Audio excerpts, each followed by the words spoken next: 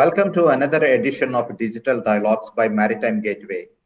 Today we have a guest with us, Ms. Nafeesa A. Moloobhoy. Nafeesa Moloobhoy is the Managing Director of AS Moloobhoy Group of Companies.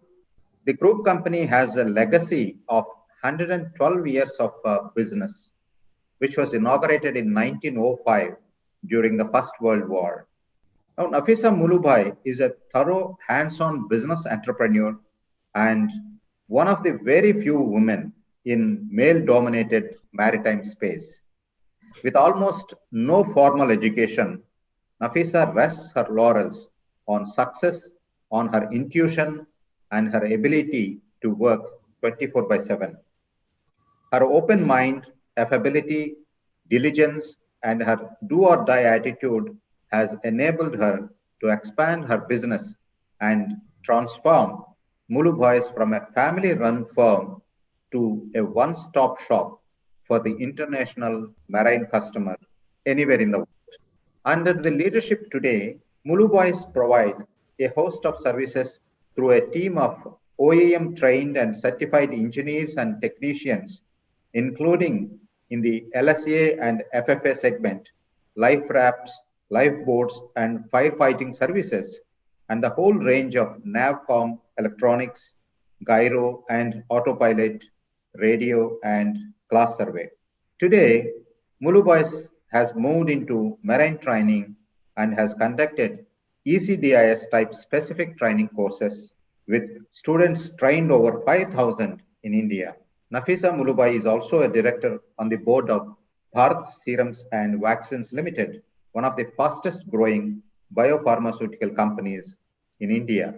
Welcome to Digital Dialogues, Ms. Nafeesa Moloobhoy. It's a pleasure to have you on the show. Thank you, sir. It's my privilege to be here. Thank you for inviting me. I feel extremely honored. So thank you very much. Okay, let us begin the conversation with you are into electronics, equipment services, ships, defense, and leisure industry. And COVID-19 pandemic has affected every business segment. And obviously, your business also must have affected. So how has been the last 8-9 months of business, and what were the challenges you faced? Can you explain a little bit? Yeah, I must say COVID-19 or COVID itself has really hit us and hit the industry very badly. Till about I remember the 19th of March, we were just about to open our new building, which we have set up a whole new service, a 6-story service building in Turbe. And we've really built a state-of-the-art life raft, firefighting, lifeboat servicing station, electronics, etc. And that was going to be our service headquarters. And so we were just about giving it the finishing touches and the last things were being done. And we intended to have a grand big opening sometime second week of April. So Moloobhoy closed on the 20th of March, 2020, and then reopened when everybody else reopened. I had that head start of information. And so we immediately tightened up on all our expenses. We, literally, we clamped down on every single thing. And we gave our staff the option. We said, if you want, you're welcome to stay with us. We will take you safely through this COVID crisis, but we will have to give you a salary deduction, etc. If you do not want that, you please resign immediately as on 31st of March, take your full money, your full salary, and whatever gratuity, etc. is owed to you, and you're welcome to go. I mean, that was a very bold thing for us to come out with because, we could have lost some really good people. But for me, it was the only way I could, convince people that I had to go in for a salary cut and that it was the best thing, not only for them, but for the company. And to my absolute surprise, we did not get a single resignation. Everybody said that, no, we are with you, madam. Whatever you say, we will stay with you and we will, ride the crisis together. And in our cases, we need the physical presence of the people, especially our engineers and technicians, because they have to go on board and conduct the SRT or the APT or the repair of navigation communication equipment, or even the life saving, the lifeboat testing, etc., is all done on board. So your physical presence is very important. And so we struggled with this. There was no business, but we had kept our costs down. We cut salaries, we cut expenses. We were very clear about that. And we did not waste those 4 months. We sat down and we said, let's see what is our cash flow like. We went through our debtors list with a fine comb. We had our debtors list perfectly made, and we started writing to the debtors saying, so then we started writing to various government authorities saying, so let us please consider us as essential services. And we, again, as I say, I'm so honored and indebted to the industry. The people in power, they heard us, they heard our voice, they heard our requests, and they said, yes, we agree, you are an essential service. And they gave us that special essential services pass. And so I think in the month of June, we had resumed work to the extent of 40%. Like all the technicians, engineers were back, going on vessels or coming to the station to do the life raft servicing, etc. That was some meticulous planning that you did during the lockdown and post-lockdown. I had no option. But Nafeesa, could you tell me, actually, who are your customers and where are you operating? What are the kind of services that you are providing to the industry? Basically, I would say that, we do three segments. One is sales. So we do a lot of sales of electronic equipment, navigation, communication equipment. We represent a host of OEMs, the most important being Forono, which is one of the leading manufacturers of navigation and communication equipment. In fact, I would say that in the world, there are only two manufacturers who do the entire suite of both navigation and communication products, and Forono is one of them. So that's a very prime agency that we have, and that is our main business, where we sell Forono. Apart from Forono, which is in the communication, navigation, electronics segment, we also represent Drew. We do a lot of pyrotechniques, that is Pains, Wessex and Comet, and a host of other OEMs who we have represented for over 25, 30 years, and most of them on an exclusive basis. If you take ACR EPIRBs, we've represented them for about 21 years, and we have about 70% market share. So there's a lot of items that we deal in, which we have been dealing in for a very long period of time and on an exclusive basis, and have very large market shares. So that comes under sale. After that, we have another segment, and that is why for sale, our corporate head office is where you had visited me and where I am sitting right now in Lower Parel at Marathon FutureX. During this 19 years that I have been working with the company, our service headquarters was always in Masgon, and that's because of the proximity to the docks. But the area was so bad that I decided to move out of there. And as I said, now very proudly, we have a 6-story building that we call Moloobhoy Towers. And, we have on every floor, we have a different service vertical operating out of there. And that's where we do the life raft servicing, the firefighting, the lifeboat servicing. We do electronic servicing. We have about 46 engineers and technicians in both the segments totally. Then we do training. We do PCB repairs. So there's a whole host of service activities that we do out of this building that we've erected in Turbe. So that's the second vertical, and that is service. And the third vertical that we have is training, that we do the EGDIS training for, again, Forono, for the FMD 3100, 3200, which is the latest EGDIS model, and for Forono, the old model, that is FEA. We've done over not 5,000 candidates, we've done over 10,000 candidates. And the amount of customer satisfaction that training has generated is phenomenal. I mean, it really has made our brand value go very much higher. We used to have physical classroom training in the past, but with this corona phenomena, we had to convert the classroom training into virtual training. And I'm very happy to say that ours is the only virtual EGDIS training course for Forono EGDIS in Southeast Asia. And today, when we have these training courses, we have students from Poland, from Thailand, from Singapore, and I can't tell you how thrilled it makes me. So, that's how we handle that crisis. But basically, to answer your question, it's sales, service, and training. In these three areas, where do you see a future business coming from, and which is the more thrust area for you? I would say all three actually they're interconnected. That's why we went into it. I don't like going into totally unrelated areas of business. So when I say sales, it's when I sell adequately that I can retain the OEM, that is the original equipment manufacturer, and retain the agency.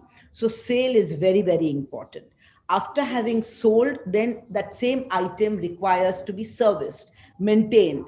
You have the AMC, you have the AIAMC, and you have you have other maintenance calls, upgradation of software, etc.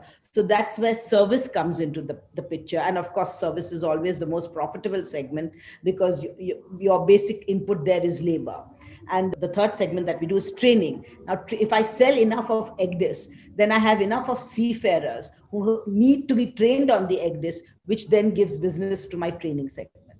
So they're all interrelated. And I would say that in the future, I think you would probably need all three. When the times are good, customers are not willing to wait for something to be repaired, then they buy new items and sale goes up.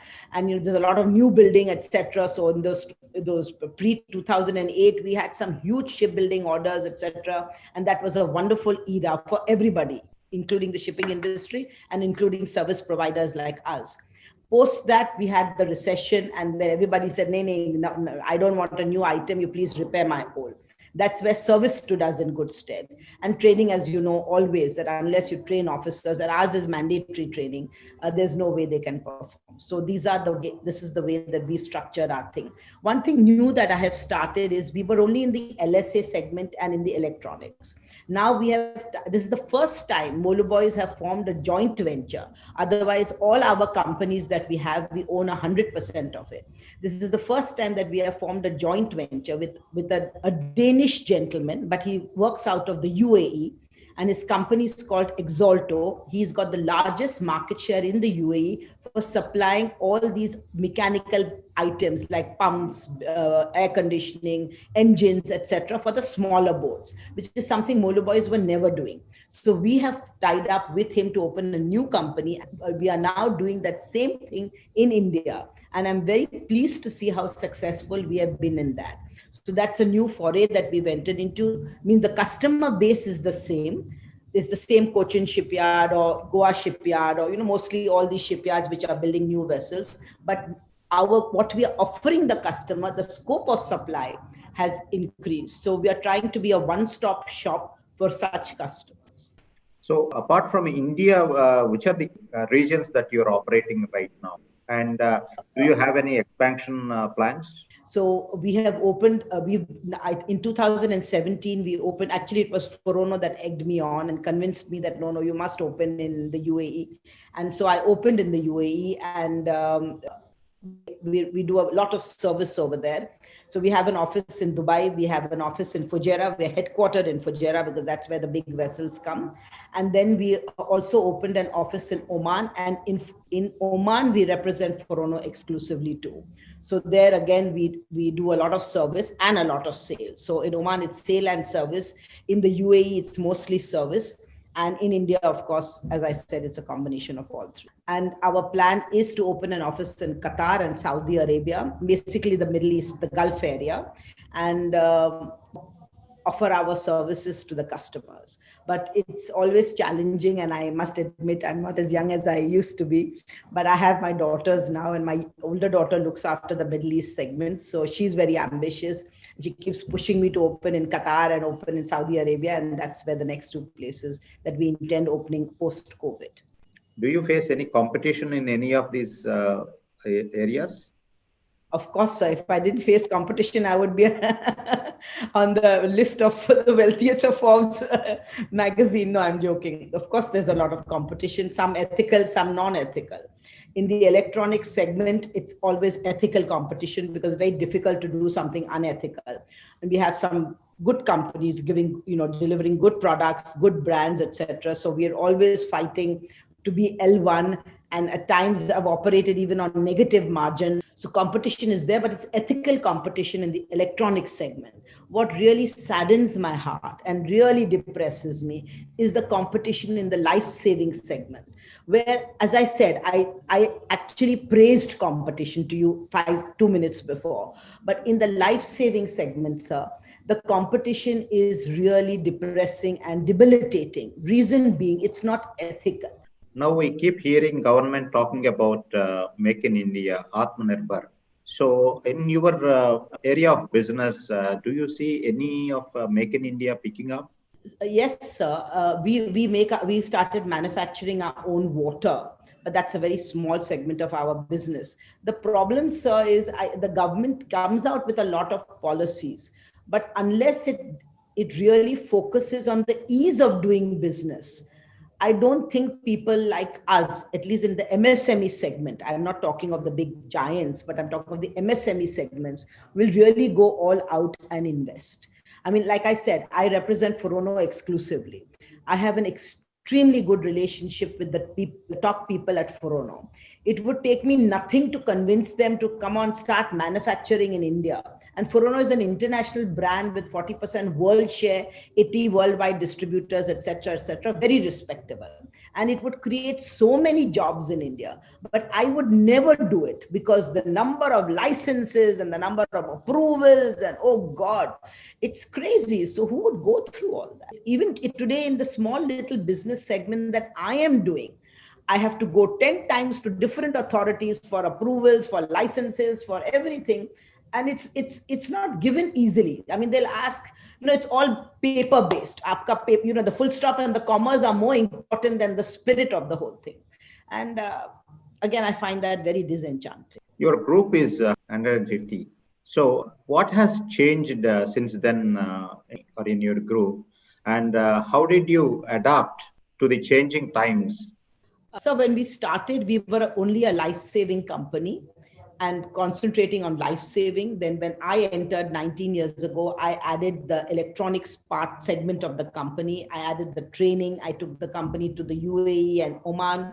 So I think we have evolved over the times.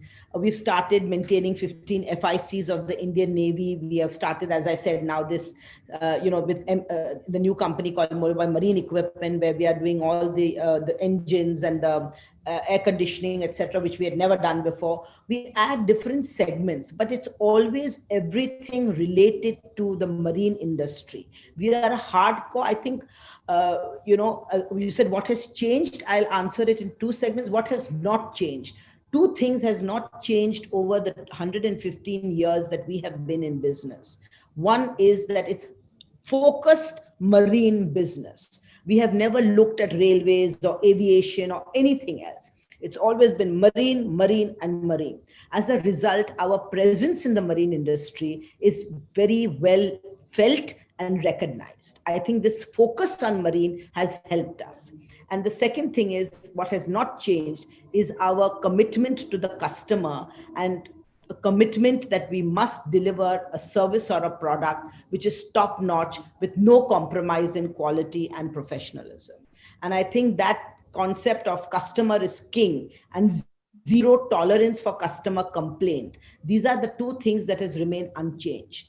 The business that has changed has been not really changed. We've just added different verticals to our, the main core business of ships, shipyards, Navy, Coast Guard, ONGC, and things like that.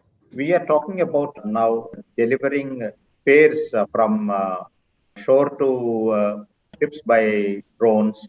We are talking about autonomous ships coming in the near future. So all these technical advancements will have any impact bearing on your business, or how are you prepared moving into the next century? I really think so. This is going to be such an exciting time. I mean, can you imagine? In fact, today with the EGDIS, or even with the TVRO or the fleet broadband, I hear my engineers, they say that, madam, I'll solve the problem remotely, don't worry. And so this is one more thing I'd like to bring out to you. During COVID times, Moloobhoy, as a service to the industry and to their customers, we said we will offer you free remote monitoring and remote repairing services, and especially Great Eastern. They had a lot of vessels, because tankers at that point during the COVID times was doing very well, because they were being used to store oil, and their tankers were going up and down, and there would be a problem with the radar or a problem with the VHF, etc. And they would ring us, and we said, all right, sir, we'll offer you free assistance remotely. So our engineer would get online and would, remotely take over the system, either repair it himself through these incredible IT things that you get nowadays. I'm technologically challenged, but my department seems to know what they're doing. Or they would tell them meticulously, sir, do this, do this, do this. And we have done so many repairs remotely that it really excited me. And I said, I look forward to the day that it is no longer necessary for the engineer to go by launch or to go by helicopter if it's a platform or a rig in the deep seas. I mean, in the oil-rich areas, you can actually do all the repairs remotely, sitting in an air-conditioned office. It also means the safety of the people of the engineers is enhanced, because it is dangerous climbing on the mast, and repairing the antennas, etc. So I look forward to that day. I think that's really exciting and fascinating, and it's going to happen. On that note, Ms. Nafeesa, I wish you all the best in your business and all future operations. Thank you very much for joining with us today and sharing your insights into your business and future. Thank you very much. Thank you, sir. Thank you for having me. We are just a very small service provider, and we feel very honored that for 115 years, the industry has accepted us, remembered us, and recognized us. So we're really grateful to everybody in the marine industry. Thank you very much from me personally and from the full company. Thank you. Thank you.